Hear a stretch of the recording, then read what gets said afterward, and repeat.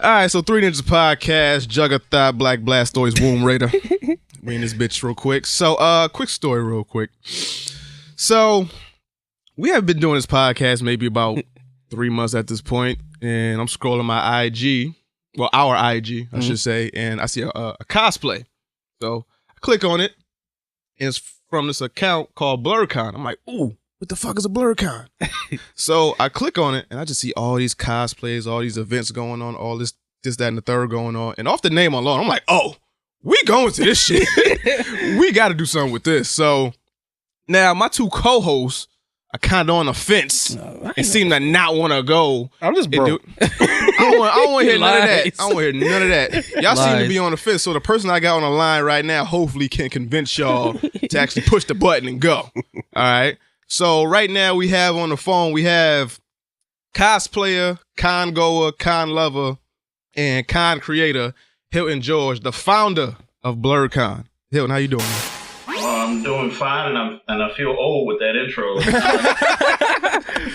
I mean, he's 11 years old. I mean, you've done a lot, man. So you know, you should be proud of your age, man. It's an achievement. Everybody don't get to see that age, man. Man, I don't see this age. Talking about. All right. So, first things first. What is BlerDCon? Well, this was the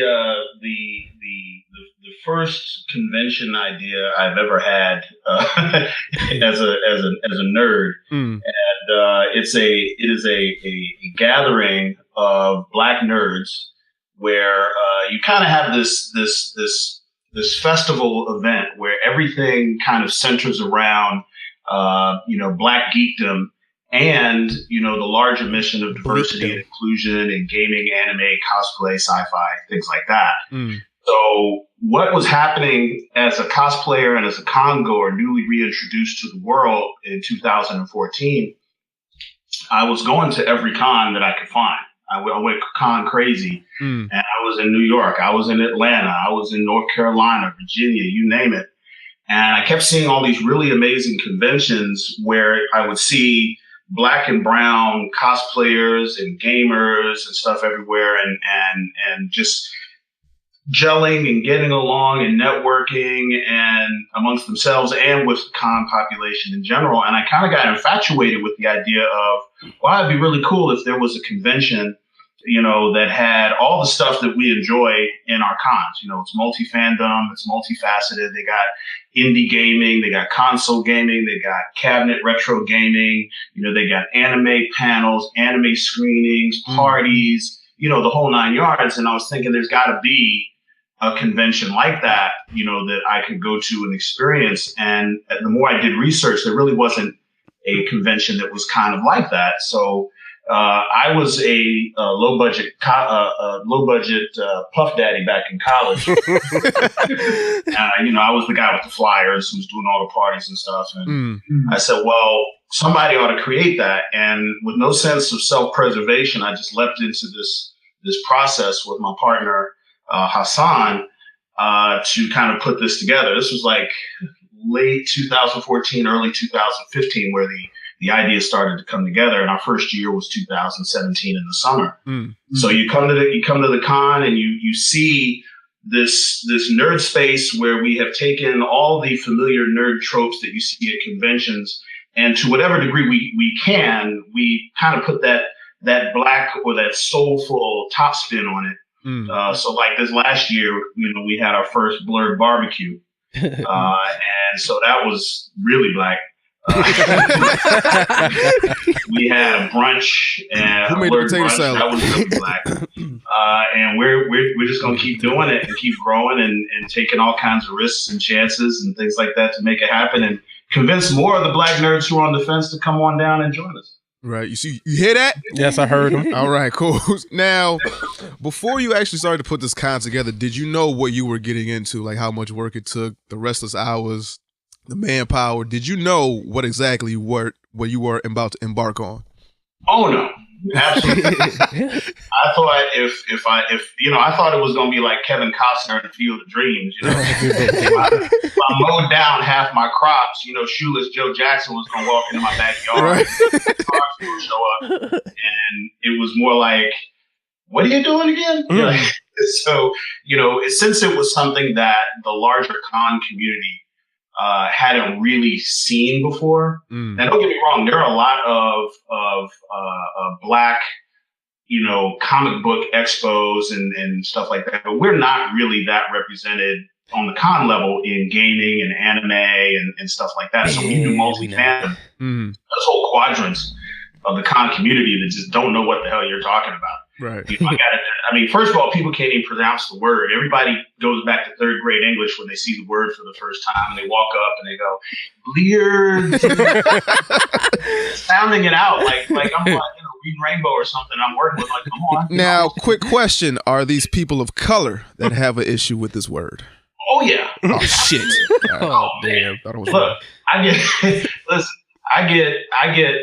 we are a very diverse community within our community. You've got people on both sides of the spectrum, and you guys know this because you're black nerds, so you've met them all. Right. Yeah. You've got people on the far right hand. It's like, all black, true black, blackity black. Let's do this. Why are these white people even doing con stuff? It should be all us. They're all on this end, and then you got people on the other end. It's like, why do I have to be a black nerd? Why can't I just be a nerd? Right. So I have the debate on both sides that we don't have a choice. This is how the world and the industry treats us. And as a reaction to that, as a reflection of that, to that degree alone, we should come together. You know what I mean? Because even if we're, cosplaying a character that's not black, and then people go, oh, you're Black Captain America, or oh, you're Black Wonder Woman or something like that, or even worse, you have not, black characters that people are black facing, Jesus. So all these issues are ones that we struggle to come together and discuss even within the community in the larger geek space. So if we just have a space where you feel open enough to have organic discussions and interactions with other black nerds, that's enough. Whether or not you embrace it, put it on a shirt, tattoo it on your sleeve or whatever is up to you. But you are a black nerd, and therefore that is how the world treats you. And having that debate has been very interesting because everyone doesn't even know what a blerd is. Like, some people have never heard the word. And when I say word blerd and then black nerd to some people, their eyes just get wide and they go, oh. Yeah. I'm like, it's 2019. You ever heard this word? I thought it was common sense at this point. Yeah. Right? I'm telling you, I go to every major convention from New York, Anime NYC, down to MomoCon and DragonCon, and even just this year, at MagFest, at KatsuCon, we have tables and we got a DJ and we're throwing candy at people. Like, we're really being hyped wherever we are. And we get that brother or that sister that walks up and they go, what's a blerd? And you're looking at the Naruto shirt and you're looking at the Hello Kitty Crocs and you're kind of like, you don't know. We're introducing the word. Right. Now, obviously, well, not obviously, but you're older than us, right? Now, how long have... I actually don't know. You got a beard, so you can be any age. Now, how long have you been going? Well, matter of fact, the question I want to ask is, how long have you been a nerd? A blerd? Oh, birth. I mean, I was like, I didn't even cry. Like, baby, they slapped me, and I was like, oh, Came out the womb, booyah. I was playing Dungeons and Dragons when you was using paper and pencils, and fourth grade, third grade. I was going to conventions when I was too young to go to conventions. Sneaking in because they were on college campuses. It wasn't like a big con scene back in the 90s and the 80s. Right. And then I got cool for about 10 years. Right.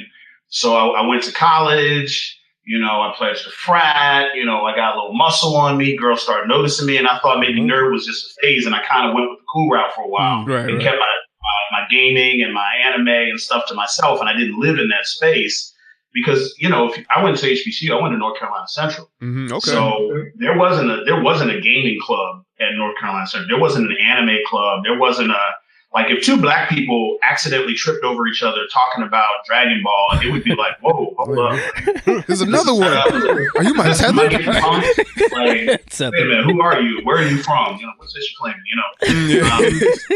So I kind of stepped out of it, but then I got into costuming in 2014, 2013. I was that guy that just went way too far in Halloween. You know, the guy that just ruined the group costume, you know, theme for the party. Like, you on Amazon, everybody else at Party City. Bro, look, I'm down in the basement doing Tony Stark. I'm slapping, you know, sparks off a hot metal on an anvil. You know, got tools from Home Depot. What is he doing down there? Like, just wait till you'll see what he's going to do. Give me your cards off. Yeah, and then somebody asked me if I went to cons, and I didn't really know what they were talking about, and I thought there was only like 2 or 3 cons in the world. Like it was San Diego, New York City, and somewhere in between. But they're like, no, there's cons like every week somewhere on the East Coast, you know, year round. And they wrote down a couple of them for me, and my first one was MagFest 2015, I think it was. Okay. As an adult. So that's what brought me back into the fold, and I was like a kid in the candy store after that. Okay. Now, we often discuss on this show how it was like growing up being black and being into things that I guess that are not traditional in the culture, quote unquote. Now, did you feel like that you had to hide your geekdom as a child, that you would get picked on or like made fun of because you liked a certain thing that everyone else seemingly didn't like because you were black? Yeah. Yeah, if I wanted to get laid, I had to. You know, look. Listen, if you can imagine the look, think about how this Muggle society. Okay, because we're all wizards in this nerd world, right? Just imagine if a girl that you're trying to impress comes by your apartment and you got, you know, Magic the Gathering strewn out on your coffee table. Gundam action figures.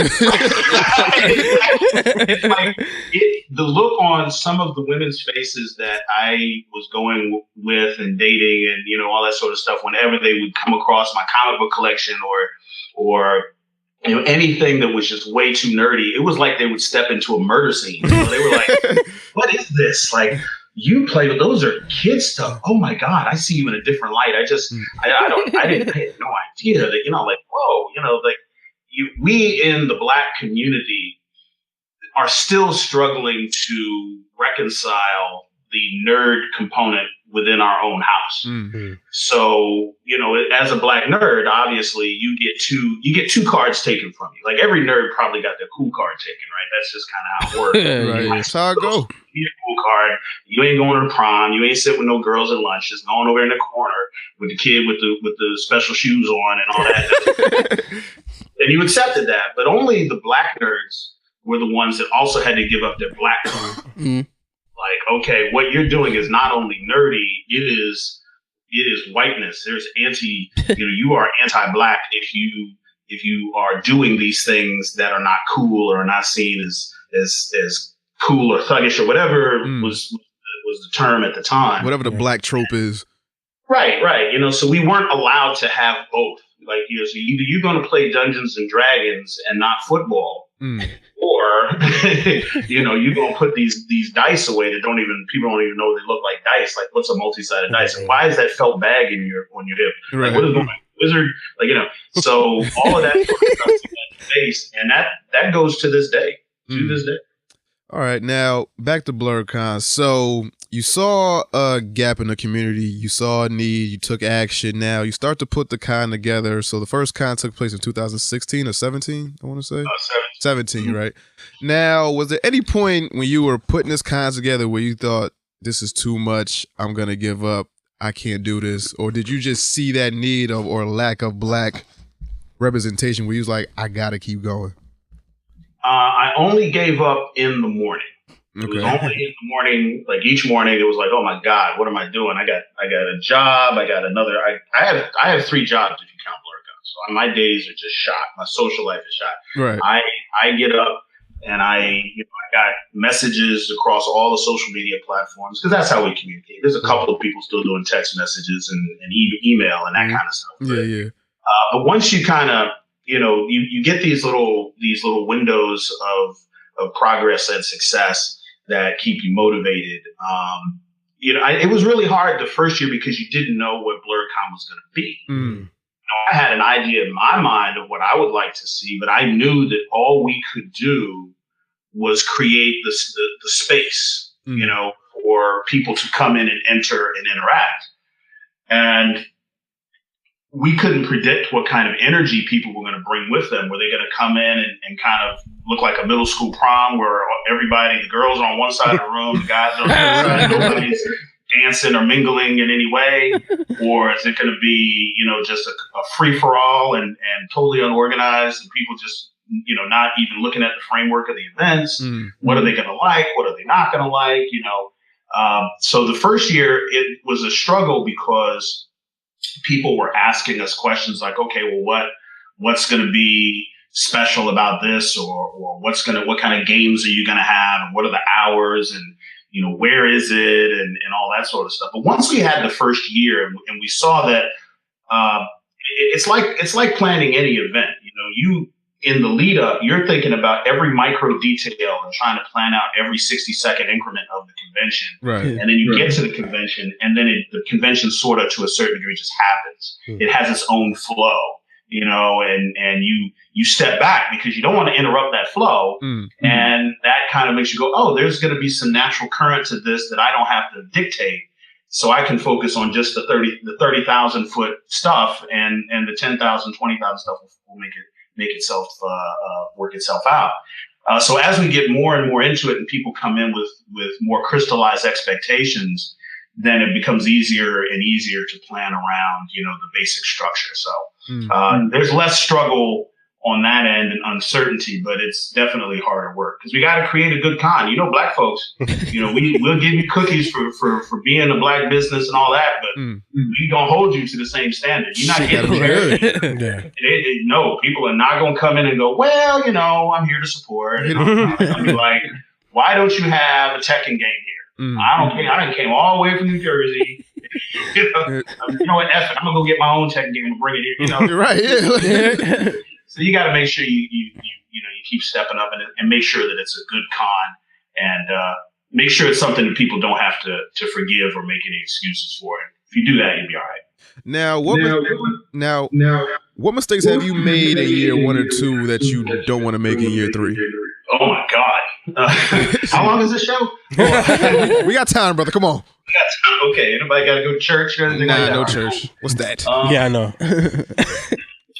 I think the first mistake kind of goes back to my last statement. I to a certain degree thought that when the convention concept became clear, that everybody would kind of gravitate to the same sheet of music, and that, okay, if we put the idea out here, the people will at least gravitate to the idea, and everybody will have this, this universally constructive debate and dialogue about what it could be and what it should be, and we can build from that dialogue the convention. What was happening was that everyone had their own expectations. Now, from a marketing perspective, if anybody here does anything in sales or marketing, a marketer's dream is to have a theme or to have a marketing pitch or whatever that causes your audience to project onto your product their highest goals and expectations and aspirations, right? Because then you transcend, for instance, like Coca-Cola is not just Coca-Cola. Everybody's got their own vision of what that is beyond what it is, which is just a drink, right? Yeah. Most people can't tell the difference between Coke, Pepsi, or RC, but because it's a brand, people do it. So we had this powerful brand, and so people would come up to the table at the cons, and then once they realized what it is we're trying to do, you would see their eyes get wide, and you would hear them articulate what they wanted it to be, or what they were hoping it to be, or what they thought we were trying to make it. And that was going in every single direction, which again, from a marketing standpoint is amazing. Right. But from a managerial and structural standpoint is problematic because, again, like I said, even within the Black community, you got people all the way on one side of blurred issues and people all the way on the other side of blurred issues. It always, so when person comes in, they're expecting this and it's something over here on this end, and then another person comes and they're expecting something to be a little bit more gritty. Like they want to have those hard discussions about blackface and discrimination and lack of inclusion and all that stuff. The stuff that's uncomfortable, right? Like, ooh, uncomfortable con. I can come to that. I can talk about all the stuff that just really grinds my gears in the con community and geekdom and others. And other people got kumbaya con in their mind. Like, I'm gonna come in and we're gonna join hands and we're gonna sing and march like Dr. King and all this other stuff. And so you got to try to bring all those together. And that was really, really, really hard, because as the convention started crystallizing, there'd be people who had different opinions on what things were and how it was going to look and how it was going to feel. And we were kind of running behind that, trying to manage people's expectations for what the reality on the ground was going to be. So that was a big, big struggle. Another thing was, anytime you create something, like you guys in this, the 3 Geeks podcast, this is your baby, right? Somebody goes off on the street corner 3 blocks and yells, F the 3 Geeks. Like, one of y'all is going to get off the mic and go run down the street, find out what's going on. Like, probably me. Yeah, definitely gonna be you. You take it personal, even though you shouldn't, right?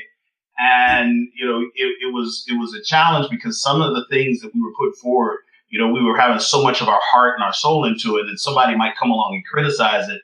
And it would be like, it would just hit you right in your 23andMe, like, oh, yeah.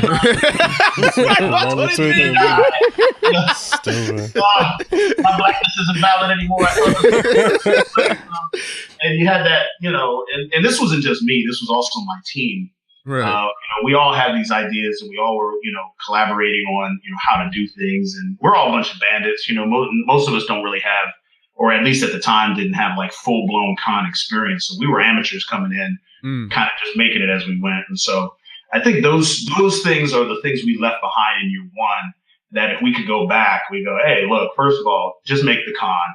Right. And the people will come. The last mistake I made was that I underestimated the con community, white, black, and, all the conventions that you can think of. That is an actual community of people that connect, on a professional level, and they kind of sit outside of the phase a little bit. I underestimated them, and I overestimated the industry. I thought the industry was going to jump on board, because I was waiting for Funimation to call me. I was waiting for Crunchyroll to call me. I was waiting for Capcom to call me, return my calls, all the sponsors. Don't hold your breath, brother. Yeah, all your sponsors you see at your favorite, con.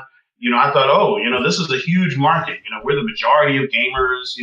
Black people are huge in most industries. There's a demographic that everybody is coming to. This is, barely the post-Obama era. We're on a high. Let's do it.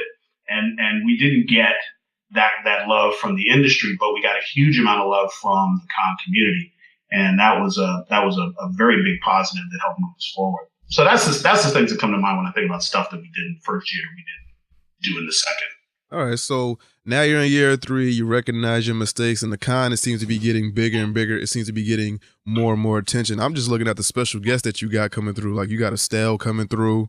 You got Rachel True there. You got what's my man name that played Jet Black in Cowboy Bebop? Yes, there you go. So you got these special guests coming. Like, they seem to be higher tier guests. Now, someone that's never been to BlerDCon, what type of events can we expect? Well, I got to tell you, this is the first year that we have gone this ambitious with our guest list. Now, we had it's a community event. So I speak about the attendees and the constituents and everybody who gets into that building as using that term community. And I personally do not like the Comic-Con structure of events. So if anybody here has been to New York City Comic-Con or any, large scale, multi-fandom con that's at your local convention center, that kind of thing, you're paying, you'll pay what, $200 for a full weekend badge for New York City Comic-Con Thursday to Sunday. And you get there, and then they turn the lights off at like 7. Damn. What? Yo. Yeah, I'm like, wait, fuck that. Hey. You got me on the street. All this money I done spent. For real, that's crazy. I think last time I went was like 2014 into New York Comic Con. They was kicking people out like early. Yeah. I was like, I thought something was wrong. Is this a fire drill? Yeah, like what's going on? Like, nope. Y'all paid this money. Y'all better open this door back up. Hold up, So we're doing a 24-hour convention. It's in a more intimate venue, obviously, than a convention center. And so we want to have, specifically for the guests, for instance, we want to have a balance where the guests are in a structured enough schedule so that you can get your pictures and your autographs, and if they're selling merch and all that, get in line and you do your thing. Right. But at the same time, I want them to enjoy the con. I want them to participate in the convention, and I want someone to bump into Rachel True in the bathroom. Like I want, I want people to just see them around and maybe have some impromptu interactions with one or two of them at the bar or something. So they really do feel their presence, which is different from what a lot of the big name stars are used to with their con experience. They helicopter those people in through the back door and they get them out of there as soon as their panel's over. And I don't want to do that. So the structure of the events that we're doing is going to be really cool. So first of all, we're doing the cosplay contest. Right. That's always huge. That packed out in ways I couldn't have predicted last year. We do a comedy show. We do obviously 2 late night parties. Those are going to be huge.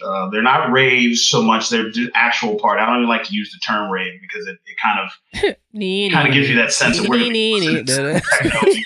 it's not. No, you're gonna get that Frankie Beverly and Maze, but you're also gonna get your trap set, and you're gonna get, it's gonna be a nice balance. The panels are huge. We usually field somewhere between 100 to 125 panels over the weekend, which is a lot for any convention. We say yes to a lot of panels, and for me, that invites the community to participate and shape the con experience. You know what I mean? So I look at some of these submissions and I go, yeah, there's no way in the world the average convention is going to say yes to that. Right. This person, as awesome as they are never going to get on the stage at your average run-of-the-mill convention to talk about this subject. They're just not going to do it. And that's why I'm going to say yes. I have said yes to people who didn't believe that I was actually saying yes. They're like, oh yeah, your panel's accepted. They're like, what? Huh? Oh, snap. Oh, damn. I'm like, yeah, because that's what we want. I want the first time panelists. I want the old school panelists. I want people who've got experience. I want the difficult subjects. I want the all of that. So panels are huge. Now we're doing something special this year. We got our first year with a VIP badge. I don't know if you guys saw that. Yeah, in social media. I wanted to do it in previous years, but we didn't have the entire Hyatt or enough of the entire Hyatt to have VIP events because we're all in one big clumped up space, and that just wouldn't work. So this year, the VIP badge is going to allow for free entry or complimentary entry into the murder mystery, which will be on Thursday. So we do have some day 0 programming. We're doing a burlesque show for the first time on Friday night. The VIP badge will give you access to that. Okay. You're going to get a complimentary BlerDCon shirt, which I'm kind of wearing, but we're not doing camera stuff. So right. And now this is real. Now this one really, you talk about hit you when you're 23 and me. This one's going to hit you. If you're not sitting down, you might want to sit down. Right. Because you might fall out when I say it. So Saturday night, it's a VIP only event, and the guests will be invited to this as well. It's going to be at the Rooftop Lounge, which nobody has ever used from the BlerDCon perspective. It's on the top of the Hyatt. We are doing a 90s themed pajama jammy jam. Rooftop Lounge. On house party. Okay? Yeah, right. I might. This is good news, but it's probably going to give me an ulcer between now and July. Hesh Boogie, you gotta go, man. It's gonna be crazy. I'm just, yeah. Now I'm gonna debut something on your show. You guys want an exclusive? God damn right, come on, Hilton. Okay, so I'm all now. Oh, by the way, don't let me forget, the barbecue is happening, the brunch is happening. Those are staples. We're gonna do all of that. So don't even think about it. There's nothing you need to register for. There's nothing you pay advance for. There's no I just want to know who on the grill, man. if they ain't got the flip flops, man, I don't want them on the grill. My uncle better be cooking. My uncle better be on the grill. The brother had the flip flop. Well, they were actually Crocs, but he had whatever. And he had a grill that you could fit a Prius in. I ain't never. I'm with it. I was like, hold up, man, this is crazy. Anyway, so that's happening. We'll get into that in a minute, but so as you know, I'm always trying to find the way to put the black top spin on the ball, if you will, when it comes down to events and things that we can do within the con space or within the context of the convention itself. Right. So this year, because I know now that we are going to do it for a fact. It's who's going to be there and all that stuff. We're working out the details. Okay. Yeah.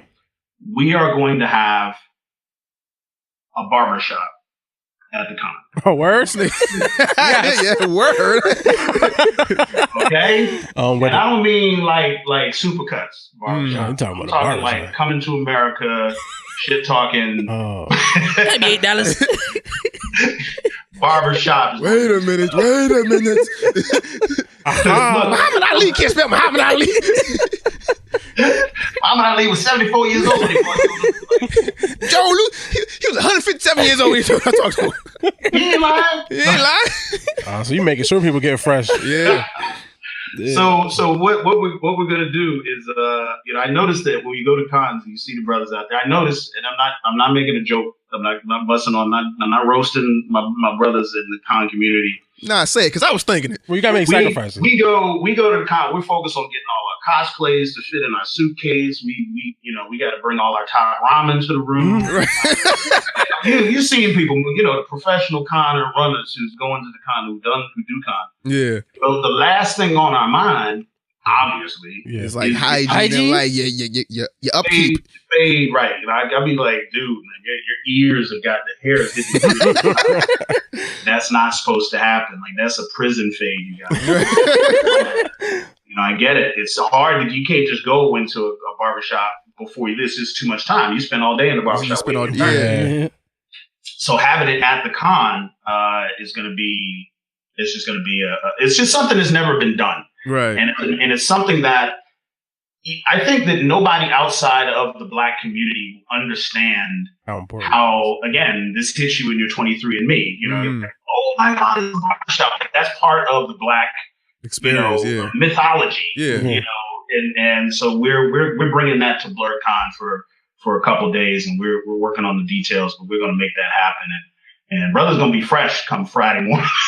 Now, being that you getting the brothers fresh, is there like a blurred speed dating thing that you can do as well? Where it's like, hey, I look good. I want somebody else to see this look goodness.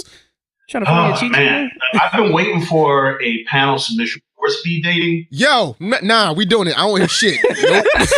I'm hosting it. We doing it. So expect that email. It's definitely something that I think is past due.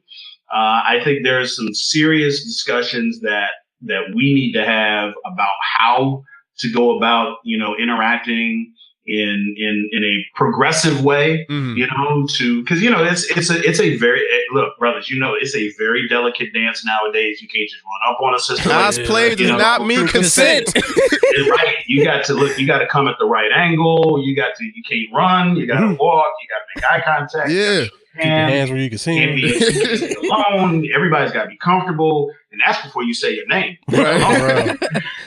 Hey, how you doing? What are you doing later? My name is Fred. Blah blah blah.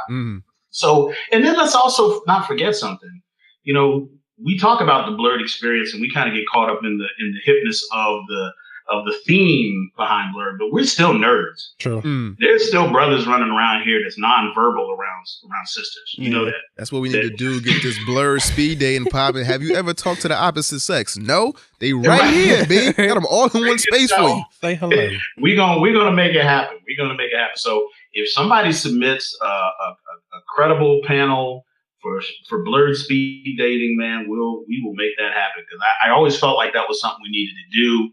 I hate, it hurts my heart to hear sisters having a bad experience at the con from people that are trying to actually connect with them, but are just fumbling it so bad that it becomes toxic or destructive. Goku Like, is I can't the greatest believe, Saiyan ever. this guy didn't brush his teeth before he talked to me. Damn. It's some basics. He brushed his teeth? Yo, People really do that? yo, that's a rule that Yu-Gi-Oh. Yeah, I just saw that. Yeah, they hide you. Like, they'll kick you out. penalized for that. Yeah, Jesus Christ. that's horrible.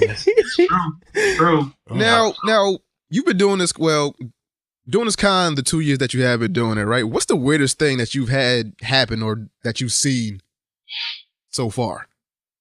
Well, it's not something I saw, but it is something that I was not intimately aware, directly aware that it was there. Right. So when you gather, well, first of all, let me say that Black nerds are not just Black nerds, right? We can all agree on that. Right. We are Black nerd and, right? Yeah, right. And the and can be almost anything.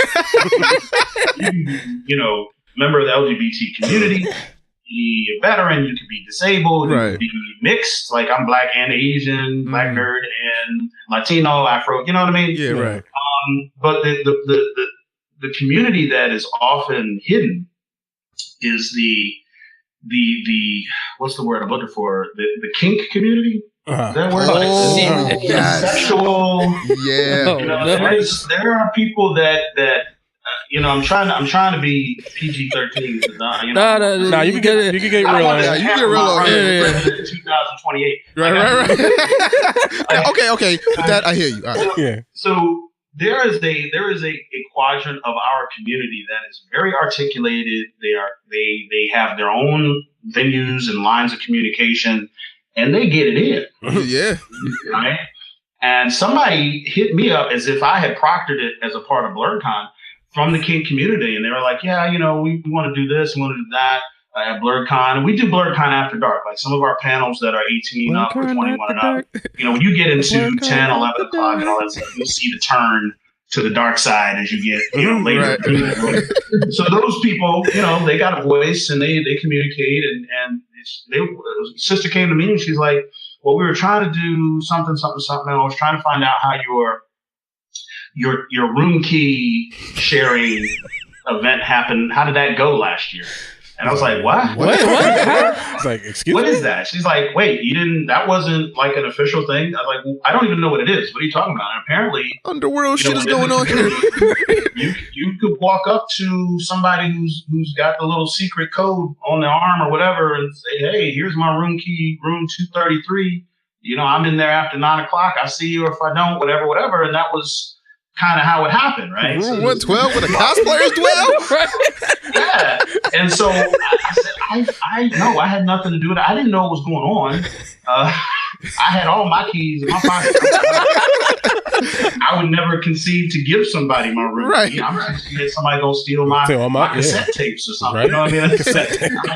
Let me count my Peebo Bryson and my Peebo, Luther, Lionel. Yeah, right. Freddie P. So that community it's not just at BlerDCon. They go to that's wild. They out here. Oh damn! I had no idea. And they let me know I should have an idea because they're, the bigger BlerDCon gets, the more eyes from the Black nerd community, specific to this demographic, are looking at more activities that are either happening on the radar or off the radar around the event. Right. And so we're going to probably have, more. Like, obviously, for instance, the burlesque show. If you've ever been to a nerd burlesque show, they're just as risque and never, but I'm going. Right? It's grown folks. Don't bring your kids. Don't bring your grandma. Put your phone in your pocket. Hide your kids, hide your wife. We going. Exactly. So that was the biggest surprise for me. I had no idea that was even in our orbit. I was like, "Oh, I didn't know that y'all was working stuff out on the low." I said, "Well, we'll talk and we'll see." We'll see. We'll try to figure this out for y'all. Block this number, put this in spam. You motherfuckers need to go somewhere. Go to fucking Katsu count that bullshit. Now, you got there. That's Dragon Con. Word. Yeah. Word. Yeah. That's Ichi. Did they call it Ichi? Yeah. So, now, can you speak to like the women that are there, do we just get the really nerdy women, or do we get some actual beautiful, voluptuous women there that just want to nerd out, or they want to cosplay, or whatever? Matter of fact, before I ask, are you married? You got a girlfriend, or whatever? Man, you're trying to get me killed. Well, what you have seen, that's gonna be wrong, right? So, you like that? You done bought me a ticket to Endgame? I'm trying to get my boy Hesh to go. I'm trying to find him love. I'm trying to get him out here like, hey, come on, Hesh. She right there. The short answer to a long question is yes. Yes. The short answer to the long question is yes. I think this is actually one of the biggest, I don't want to say surprises to a lot of people, even though we imagine it because we think, oh, we see these beautiful cosplayers online and we kind of write them off sometimes like, oh, they're not real nerds. They're just models capitalizing. I'm not going to lie. I do that shit too. Right. And then you do it. actually catch them in their civilian clothes, right? When they're walking around in their muggle gear or the sweatpants or whatever. Yeah. You meet them at breakfast or at the bar or in between cosplays or something like that. And they just can go toe to toe with you on any nerd genre that you might be hitting up on. And you start thinking to yourself, like, wait a minute, you are way too pretty to be this nerdy. Yeah. Has anyone told you that you're beautiful? Like, you don't have to be here. There's a whole world that's waiting to accept you outside of here. Social acceptance is not your life challenge if you look like this. Next thing you know, you got a whole one-piece wedding. Tell your Hesh, I got you, yo. We out here. It's black event, so it's a two-piece. Yeah, it's a two-piece. Side slaw and some rice. Anyway. That might be the name of the episode. Two-piece. But no, I really think that this goes back to the core issue within the black community and the black nerd community. So think about it this way. The black community is already ostracizing very vocally over the last, you want to say 40 years, 50 years, however long it is. The black nerd community has been ostracized even within the black community in a very public way, as all nerds have been in society. We can agree on that, right? Yeah. So if you're a cheerleader and you're like beautiful and you got, just these, if you are like you are in the in crowd, you don't have no problem finding a seat at lunchroom in high school and everybody wants to hang with you and you don't have any loss of friends. The way in which we treat the black nerd community actually is seen as a detriment to nerds who have social clout. Who would like to express their nerdness, but they have more to lose. Like if I'm already sitting at the broken kids table at lunch, I don't have nothing to lose by wearing my Robotech shirt or my Captain America book bag to school every day. What I got to lose? I'm already getting bullied and I'm already not getting no play from the ladies. Right. So I might as well nerd all the way out, right? Yeah. But if I'm popular and I got people lining up, chasing me all over, trying to take me to prom and all this sort of stuff, that's a cost. Like, wait, you telling me to give up all my social standing and then join the nerd crew because there is no in between. So there's a lot of these people who are outside of the nerd convention space who are black nerds. So, a lot of us think about the con space and we see how many black and brown nerds are currently going to cons. And we go, oh, look, we're in here. And some of us are not getting treated fairly or represented and all that. And we're only thinking of that in the context of how the people in the space are being treated. We don't think about the people who are outside of the space looking in saying, I don't want no part of that because of the conditions. These people who experience their nerdness only on their TV or only on their computer. They watch all their anime online.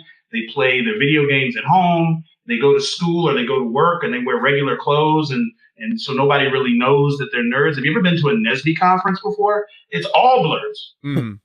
Every one of them. But if you tell them about a nerd convention, I've never been. Like, what is this you speak of? Like, they just are not connected. So there's a lot of beautiful men and there are a lot of cool, handsome, Denzel-esque men that are not getting connected to the nerd community that we want to try and draw in.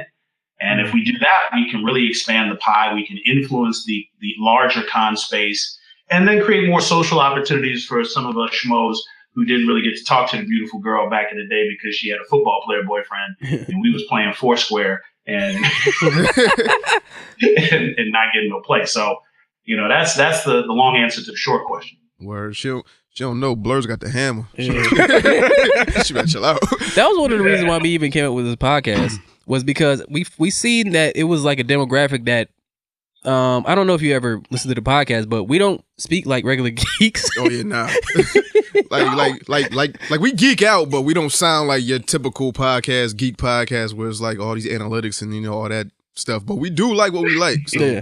we out here, but no Urkel talk on here. Nah, it's like a mix of geek and ratchet. yeah, we More ratchet than geek. Yeah. But cool as the fucking cosmos. We're just now being allowed to do that. Right. We weren't allowed to do this 15, 20 years ago. You had to pick a lane, bro. Yeah. You can't be ratchet talking about anime. You got to hold your nose and you got to sound like Urkel and you got to pull them pants up. Wear them white socks with those dress shoes, brother. Yes, we play Madden in this house. Yeah, real talk, 2K, Madden, all that. Yeah. Don't you bring none of them Kingdom Hearts up in this house. I was just playing that dude. We gonna play Madden, and then I'm gonna bust your ass in some Jump Force. Play with me. So as we wrap this up, so BlerDCon is going down July 12th through the 14th in DC. Tickets and other info are available on the website. You could visit their IG. It's BlerDCon, right? Just BlerDCon? Yep. Okay, now, is there anything else that we need to know about BlerDCon? Anything else you want to say about it before we wrap up? Well, we've got the panel submission deadline is coming up on the 20th of April. So anybody who's been sitting on the sideline or over planning their submission, don't do it. Just hit submit. It's a simple form. Get it done. If you are looking for VIP tickets, we are only selling 250 of them. It's just because of capacity, and they are moving very quickly, way faster than I thought they would. So if you are even thinking about doing it, just do it, because there's just nothing that we can do once we get it because of the capacity issues. And if you are on the fence, I promise you that BlerDCon is for many of us, a religious experience. It is sometimes, for those of us who are in the urban centers, we see, black and brown nerds all the time. But when you see that kid come from Sanford, North Carolina, has never seen more than 4 black nerds in a room in their life, looking at an entire venue of thousands of us, it really lets you know that there is a space here that we've never seen before. There's an energy there that we're trying to put in a bottle and tap every year. And we want more and more people to see it. And just to put it out there, we are inclusive. So, if you have a Asian or Latino or white significant other or whatever, bring them along. It's something for everybody to see and everybody to learn from. This is a soul food restaurant where Blerd is on the menu and everybody can eat.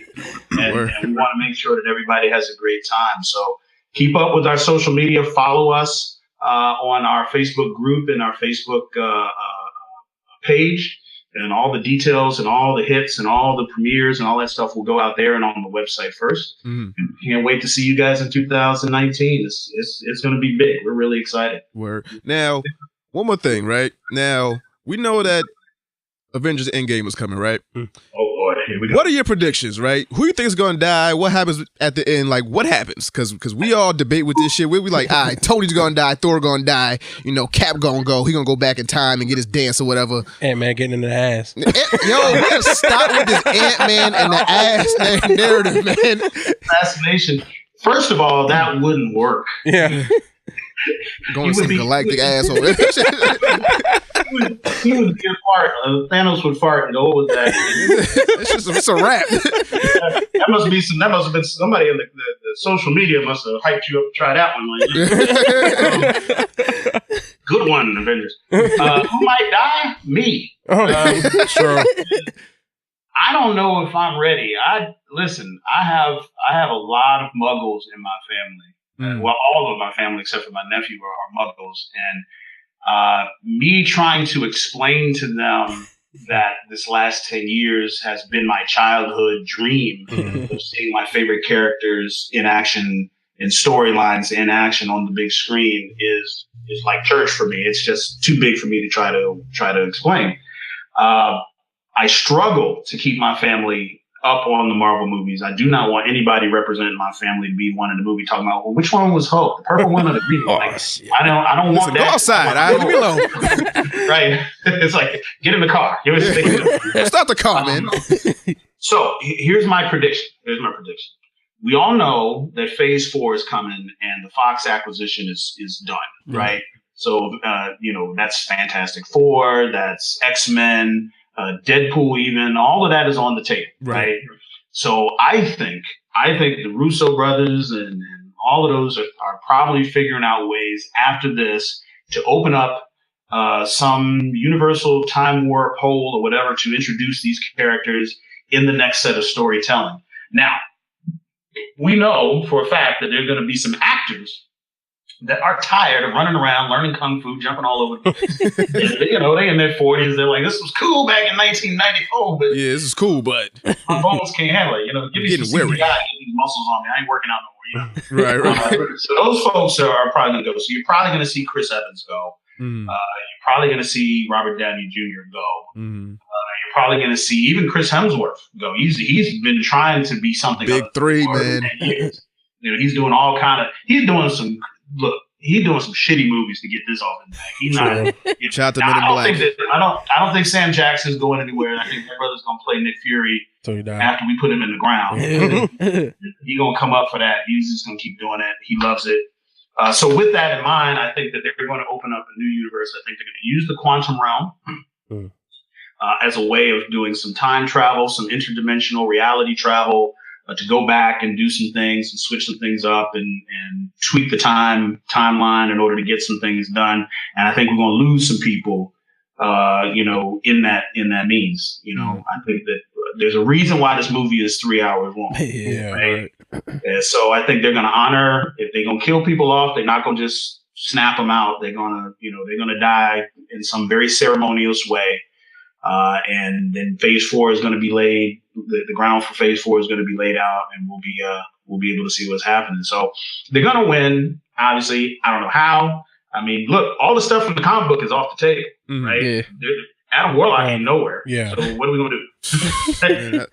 so it's not Adam Warlock. It's Marvel, right? It's Captain Marvel is taking the place of Adam Warlock as the cosmic, fighter and defender that can go toe to toe with Thanos. So we're going to have to see what she's able to do and how they decide to write it. But they're not letting this go. These movies are going to keep coming out 5, 6. Oh, they're coming. Yeah, it's not the end of nothing. They call it Endgame, but the game just began. Game ain't over. All right. Marathon continues. Y'all going to give us $1 billion to every movie? She's doing everything. Howard the Duck coming back. We doing. Thank you. Oh yeah, thank you. It is. Howard Thanos. Yo, Howard the Duck beats Thanos. I quit. Howard the Duck, nigga. Out here. I'm trying to tell these motherfuckers Howard coming. I don't know when, I don't know where. He gonna save Tony in space. He gonna see a ship. He gonna think it's Howard his father. It's gonna be Howard the motherfucking Duck. Telling you. That's just a prediction. I don't know. But let it be written, brother. So let it be written. Exactly. Y'all got any more questions? I have a quick question because the hygiene thing came up. Just in general, no. Well, what are some do's and don'ts of going to cons, like that you could say quickly? Okay, for new goers, hydration is number one. People, when you see people falling out, it's because of dehydration. It's not about it. Count. It's telling you, these folks they falling out. It's like, oh, they didn't have nothing to eat. No, they haven't drunk water. Your body down. You have no electrolytes, no circulatory system, and you just thought you were going to just run around like crazy and not sleep, and everything else goes bad. So drinking water is like the number one health related thing you can do. Mm-hmm. Now I say this facetiously, but not facetiously. One, if you are bathing, right, you need to use bath soap. The Black Rocks. I'm joking, but I'm not joking. I'm telling you, get in some conversation with people that smell funny. They will tell you why. That shower gel business, that's not cleaning your body. Get your neck, get behind your ears, get your belly button, that little crease in your back, all that shit. Get you some Irish Spring, something harsh. And get that soap on your body. Make sure the soap touches your body. You know, just wash yourself sarcastically. Like, just for fun. I feel like I hit this underarm, but you know what? Double tap. You know, that was a good lather up. Listen, if you ever put a shampoo in your hair and it don't lather up, that's dirt. That's dirt, yes. That's dirt. Your hair should lather up, your body should lather up in reaction to contact with soap. And if it doesn't, that means it's been too long since you've done it, right?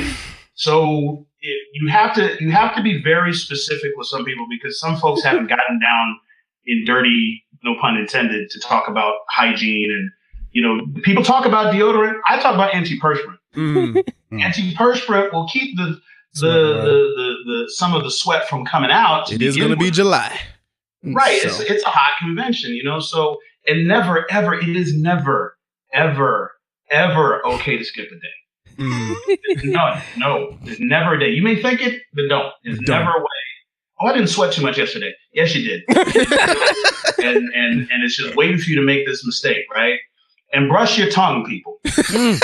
Who don't do that? I'm serious. Yo, mad people don't brush their tongue. I swear to God, bitch. Brush your tongue, and the tongue look like a white athletic sock. It's got all that stuff. All them bumps and shit. Just that's the halitosis, just waiting to mess up your game, man. Just brush your tongue. It takes 3 seconds. It's just kind of a couple of passes.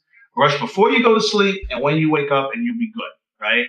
If you go to sleep without brushing your teeth, all that bacteria and stuff in there just has a field day. It's just a party in your mouth, and it wears your teeth down, causes bad breath, etc., etc.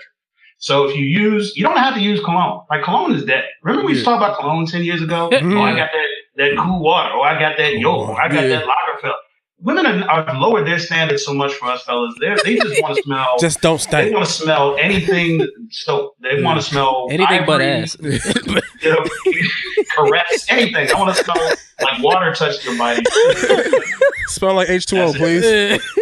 It's true. It's true. And the last thing is, you know, some people, and this is a health and a safety issue, and I want to talk about that too when it comes to cons, because I think they go hand in hand. We as nerds are not going to conventions in costume. You know what I mean? Yeah. When we go to conventions or any other nerd or geek space, that's the real us. Yeah. Right? The person in the cubicle is the cosplay. That's a bar. The person that's behind the, you know, on the phone or dealing with customers, you know, with the tie on and stuff, that's the cosplay. I'm acting now, right? I'm holding my nerd and all this stuff together, and I'm playing this role because you give me money. So when we go to cons, some people don't go to cons, you know, 2-3 a year. Some people go to like one con a year. And they try to party a whole year worth of partying in the 3 days. And that includes alcohol, weed, dancing, you know, you name it, sex, everything. They try to get all of it in that 3 days because they know when they leave, they got to go back and put this cosplay on and they got to act a certain way, a certain way, right? And some people can handle that. Some people have taken the precautions and they're very deliberate. But unfortunately, and it tends to be some of the younger folk, they don't know, you know, the difference between, you know, a nice buzz and liquor poisoning. It's one or the other. Right. Oh, I got a nice buzz, or I'm barking. There's no in between at all, right? So I tell people to try to be moderate. I tell people to try to be conscious of your surroundings. A lot of people in the con community are doing unsafe things.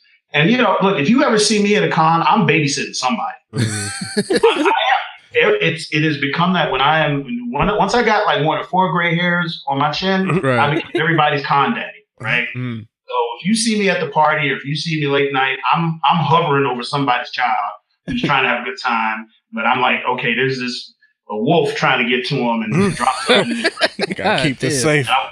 You know, because look, people are still taking drinks from people in dark rooms they don't know. You know, people are still walking away from their drinks in the clubs and coming back and trying to.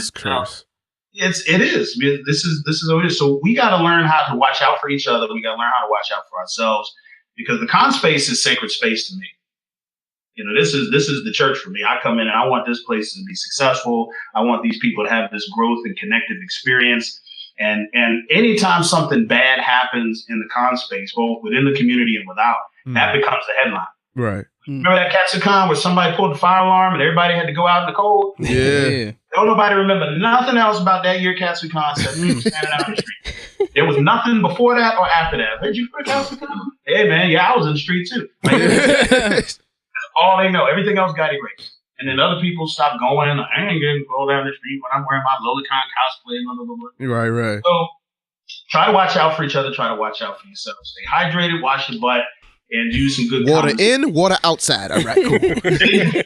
Water in, water out. I like that. Water in, water out. Water in, water out. So, Hilton, man, thank you from all of us for creating this space for us and everybody else that's a blurred out here. Three Ninjas will be there, hopefully. All right, even if I gotta drag Hesh to help pay for your fucking ticket, we will be there. If it's two ninjas, I'm gonna talk about you. Yeah, exactly. So it was called the Two Ninjas podcast. What are you talking about, man? Yeah, this motherfucker. So again, man, thank you for creating this space for us, for all of us, man. I appreciate you, brother.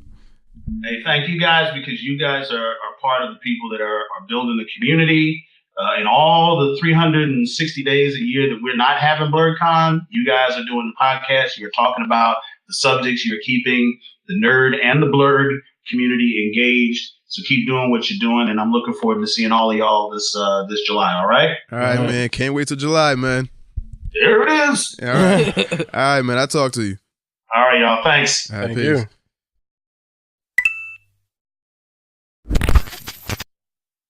you. All right.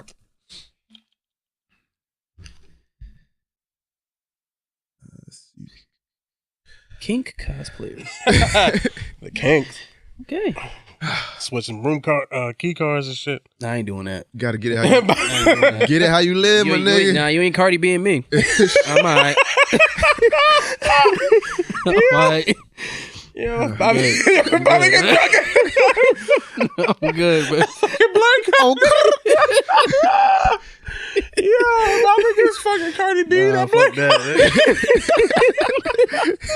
oh, fucking bitch dropped out like Misty stole my shit. No, I'm good. Motherfucker, wake up. Yo, what happened to my beard? I'm good, man. Shut my face. Oh, right. shit, that's... Why's my face smell like mimosas and vagina? Okay, remember what happened. God damn, last thing I remember, Nah, I'm good at that. playing some fucking Power Stone and then fucking woke up. All right. Focus. Focus. That's hilarious. All right, this is the Three Ninjas podcast.